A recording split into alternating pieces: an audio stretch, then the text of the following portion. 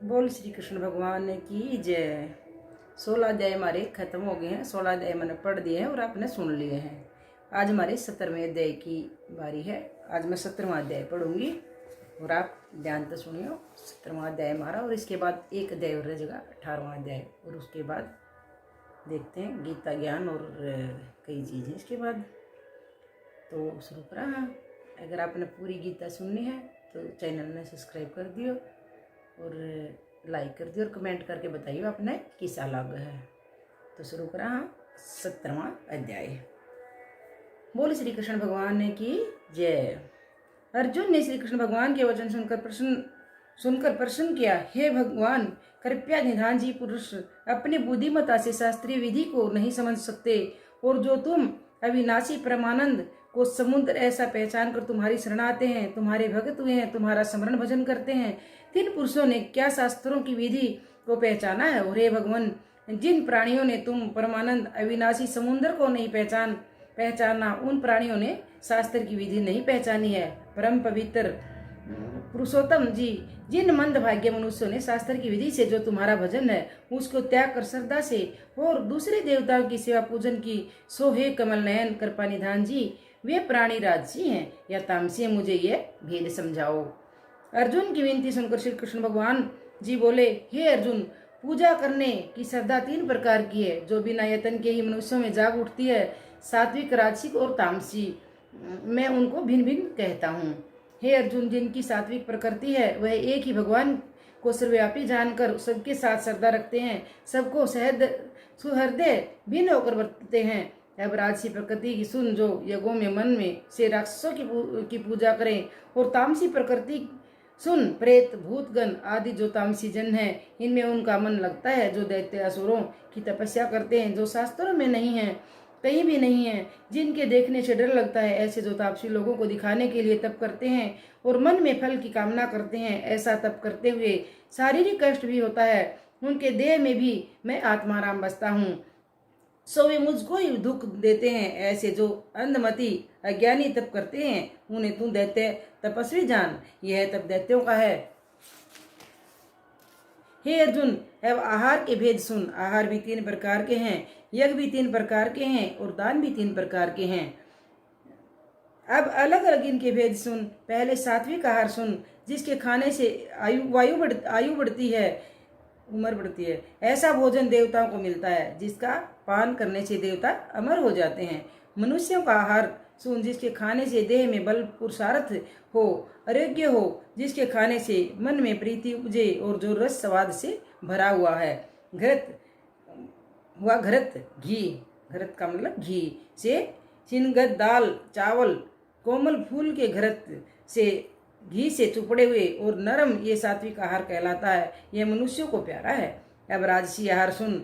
मीठा, खट्टा, चटपटा, तीखा, जिसके खाने से मुख जले और रोग उपजे, दुख उपजे, ऐसे बुरे फल जिसके खाने से मिलते हैं, यह आहार राजसी मनुष्यों को प्यारा होता है। तब अब तामसी आहार सुन, जो रात का बासी हो और स्वाद भी जिसका मिट गया हो, जिसमें से दुर्गंध आती हो, किसी का झूठा बचा हुआ, यह आहार तामसी है। यह तामसी मनुष्यों को प्यारा होता है। अब तीन प्रकार के यज्ञ सुन। पहले सात्विक यज्ञ कहता हूँ, ऐसा यज्ञ जिसमें फल चाहने की कामना नहीं और जो शास्त्रों की विधि अनुसार किया गया है, और जो यज्ञ करता कहे कि मुझको यज्ञ करना है योग्य है, जो इस प्रकार सावधान होकर यज्ञ करे, तो यह यज्ञ सात्विक यज्ञ कहलाता है। अब राजसी यज्ञ सुन, जिसके करने में फल की इच्छा करता है या लोगों से भला कहलवाने के निमित्त यज्ञ करता है। वे लोगों की बड़ाई पाण खातर यज्ञ करे हैं, उनके मन में कोई श्रद्धा नहीं होती, वैसे लोगों ने दिखाने खातर वो यज्ञ करते हैं। हे अर्जुन, ऐसे यज्ञ को तू राजसी जान। अब तामसी यज्ञ का वृतांत सुन। जिस यज्ञ में शास्त्र की विधि नहीं, मन भी पवित्र न हो, भेद के मंत्र भी न पढ़े जाए, यज्ञ के बाद साधु ब्राह्मणों को दक्षिणा भी न दी जाए, जिसमें यज्ञकर्ता की श्रद्धा भी न हो, हे अर्जुन, ऐसे यज्ञ को तू तामसी यज्ञ जान। अब तीन प्रकार का तप सुन।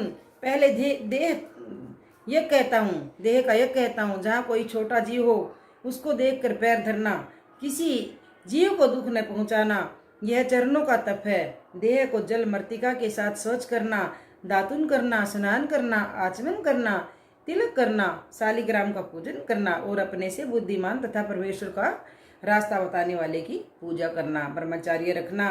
ब्रह्मचार्य क्या है ये सुन हे अर्जुन, जो गृहस्थी हो तो प्राय स्त्री को न छुए और जो विरकत बैरागी हो तो ये स्त्री का नाम भी न लेवे, मन में किसी स्त्री का चिंतन भी न करे, ये ब्रह्मचार्य है कहलाता है। माता पिता की सेवा करे, इस प्रकार शरीर का तप करना उचित है। अब वचनों का तप सुन। प्रथम तो सत्य बोलना। कैसा सत्य? सच बोलना, जिसके बोलने से सुनने वाले को दुख न पहुंचे।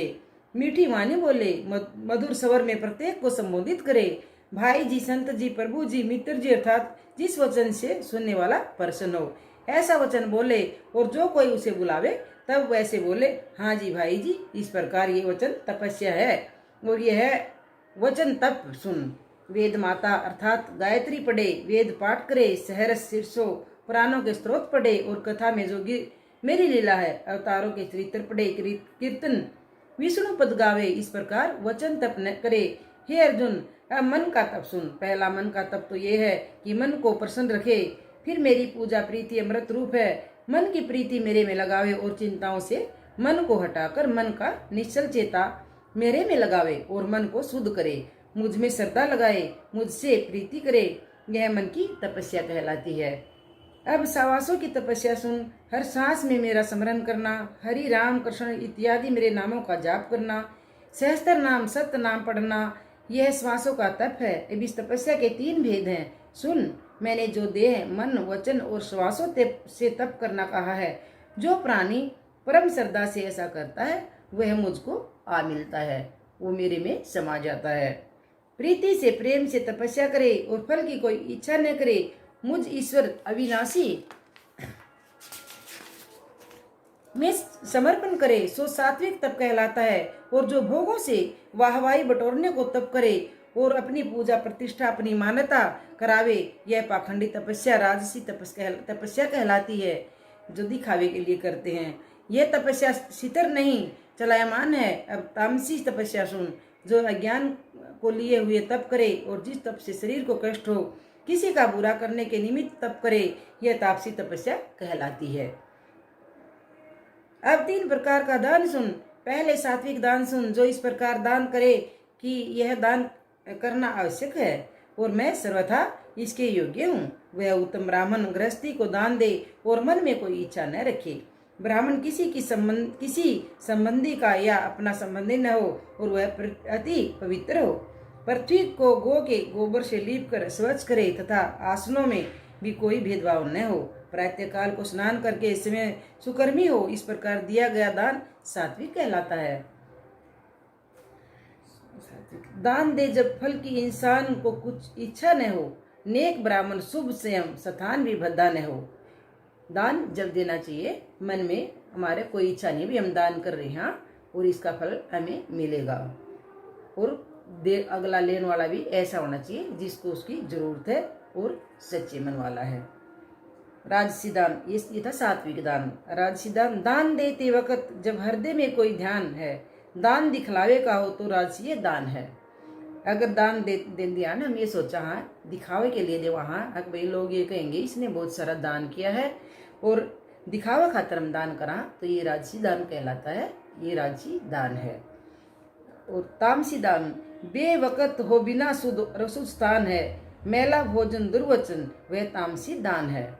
किसी भी टाइम कोई टाइम नहीं हमारा दान देने का, किसी भी और मन में हमारे अशुद्धपन है और हम तब दान कर रहे हैं, तो मैला कुचैला जैसा भी हम ये नहीं देख रहे भी हम क्या दे रहे हैं, जैसा भी हम वो दे रहे हैं और हमारे मन में अशुद्ध है, हमारा मन स्थान भी शुद्ध नहीं है, तो उसको हम तामसी दान कहते हैं। बोलो कृष्ण भगवान है कि अब राजसी दान सुन। ऐसे ब्राह्मण को दान देना जिसे अपना कुछ उपकार हो, दान देते वक्त फल की इच्छा मन में हो, यह दान राशि दान कहलाता है। और तामसी दान क्या है सो सुन। न तो स्थान पवित्र हो, न ही इसमें उपयुक्त हो, खुद भोजन करके दान करे और ब्राह्मण भी इसी प्रवृत्ति का हो, किसी और जाति के मलेच्छ आदि को दान देवे, क्रोधित होकर या गाली देकर तथा दुर्वचन कहकर दान देवे, यह तामसी दान कहलाता है। हे अर्जुन, जिसको पार ब्रह्मा कहते हैं, कैसा पार ब्रह्मा? जिसके रजोगुण से संसार की उत्पत्ति करने को ब्रह्मा, सात्विक गुण से संसार का पालन करने को विष्णु और तमोगुण के संसार के सहारने को महादेव हैं। ऐसे जिस पार ब्रह्मा ने यह ब्राह्मण भी प्रकट किए, उसी ने ये यकर बनाए हैं। वेदों की विधि को समझकर ज्ञान, दान, तपस्या, स्नान और दूसरे जो पवित्र कर्म इत्यादि हैं, सब वेदों को समझकर करते हैं। अब यज्ञ, दान और तपस्या का फल सुन। जो प्राणी इसका फल नहीं मांगते, केवल मुक्ति की इच्छा रखते हैं, उन्हें ही मुक्ति मिलती है, वही मुक्ति पाते हैं। और जो प्राणी किसी कामना को लेकर शुभ कार्य करते हैं, वे कामना को ही पाते हैं। हे अर्जुन, जो मेरा भगत प्रेम व श्रद्धा से पत्थर, फल, पुष्प जो कुछ भी मुझे समर्पित करता है, उसे मैं अंगीकार करता, उसे मैं स्वीकार कर लेता हूँ। किस प्रकार करता हूँ ये सुन। प्रथम तो मुझको अंगीकार करे और अपने आप को जाने कि मैं परमेश्वर का भगत हूँ, अपने में और मेरे में कोई भेद न जाने, और अपने मुख से कहे कि मैं मन, कर्म और वचन से परमेश्वर को का दास हूँ। मेरा दास होकर वह मन, वचन और कर्म से जो कुछ भी मुझे समर्पित करता है, मैं उसे अंगीकार कर लेता हूँ, स्वीकार कर लेता हूँ। ऐसे भगत का दिया हुआ मुझको प्राप्त होता है। और हे अर्जुन, जो कोई श्रद्धा से रहित होकर मेरे निमित्त कुछ पदार्थ अग्नि में होम करे, दान करे, तप करे और सत्य कर्म करे, उन्हें भी मैं अंगीकार नहीं करता, उन्हें भी मैं स्वीकार नहीं करता। और जो कोई अपने पितरों के निमित्त दान करता है, उसको वह भी अंगीकार नहीं करते हैं। श्रद्धा से रहित होकर दिया हुआ दान किन्हें प्राप्त होता है, ये सुन। उसका फल भूतों की देह धरकर भोगना पड़ता है। भूत प्रेत उस फल को भोगते हैं, वह मुझको प्राप्त नहीं होता और मैं भी उन्हें ग्रहण नहीं करता हूँ। ये था हमारा 17वां अध्याय। बोलो श्री कृष्ण भगवान की जय। और हमारा 17वें अध्याय का महत्व अब हम महत्व पढ़ाएंगे। सुनिए। श्री भगवान जी बोले, हे लक्ष्मी, अब 17वें अध्याय का महत्व सुन। मंडलिक नामक के देश में दुशासन नाम का राजा था। एक राजा किसी और देश का था। तीनों ने आपस में शर्त बांधी, हाथी लड़ाए और कहा, जिसका हाथी जीते सो है अमुक धन लेवे। तब दूसरे राजा का हाथी जीता, दुशासन का हाथी हारा। कई दिन पीछे हाथी मर गया। राजा को बड़ी चिंता हुई कि द्रव्य गया, दूसरा हाथी मरा। तीसरे लोगों में हंसी हुई, जिससे निंदा हुई। इस चिंता में राजा भी मर गया। यमदूत पकड़कर धर्मराज के पास ले गए। धर्मराज ने हुक्म दिया कि यह हाथी के मुंह में मरा है, इसको हाथी की योनि दो। हे लक्ष्मी, राजा दुशासन संगलदीप जाकर हाथी हुआ। वहां उस राजा के बहुत हाथी थे। दिन में आया, उसको पिछले जन्म की खबर थी।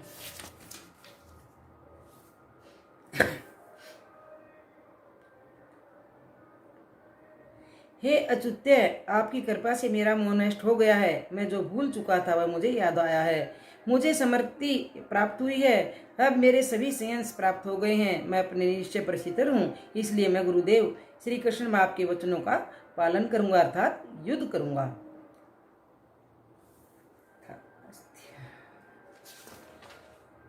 पिछले जन्म की खबर थी। मन में बारंबार यही पछताता कि मैं पिछले जन्म में कौन था, जो अब हाथी हुआ हूँ। बहुत रुदन करता, खावे पीवे कुछ नहीं। इतने में एक ब्राह्मण आया। उसने राजा को एक श्लोक सुनाया। राजा बड़ा प्रसन्न हुआ। हे पंडित जी, कुछ मांगो। उसने कहा, मेरे पास सब कुछ है, एक हाथी नहीं है। राजा ने सुनकर वही हाथी दे दिया। ब्राह्मणों से अपने घर ले आया। रात को दाना दिया, उसने नहीं खाया, पानी भी नहीं पिया। रुदन करता रहा। मन में चित्वे, कोई ऐसा होवे कि मुझे इस योनि से छुड़ावे। तब उस ब्राह्मण ने महावत को बुलाया, पूछा, इसको क्या दुख है? खाता पीता कुछ नहीं है। महावत ने कहा, इसको दुख कुछ नहीं है। तब ब्राह्मण ने राजा को कहा, हाथी खाता पीता कुछ नहीं है, खड़ा रुदन करता है। यह सुनकर राजा देखने आया। राजा ने भले वैद्य और महावत बुलाए, सबको हाथी दिखाया। उन्होंने देखकर कहा कि राजा जी, इसको मानसिक दुख है, देह का कोई दुख नहीं है। इसको अंदर का कोई दुख है, इसको शरीर से कोई दुख नहीं है। तब राजा ने कहा, हाथी तू बोल कर कह, तुझे क्या दुख है? परमेश्वर की शक्ति से मनुष्य की भाषा में हाथी ने कहा, हे राजन, तू बड़ा धर्मज्ञ है। वह ब्राह्मण भी बड़ा बुद्धिमान है। इसके घर का अन्न सो खावे जो बड़ा धर्मात्मा हो। तब ब्राह्मण ने कहा, राजा, अपना हाथी वापस ले लो। राजा ने कहा, मैं दान किया हुआ नहीं फेरता, यह मरे चाहे जीवे। तब हाथी ने कहा, संत जी तू मत कलप। तेरे घर में गीता की पुस्तक हो तो मुझे गीता के 17वें अध्याय का पाठ सुनाओ। तब उस ब्राह्मण ने ऐसा ही किया।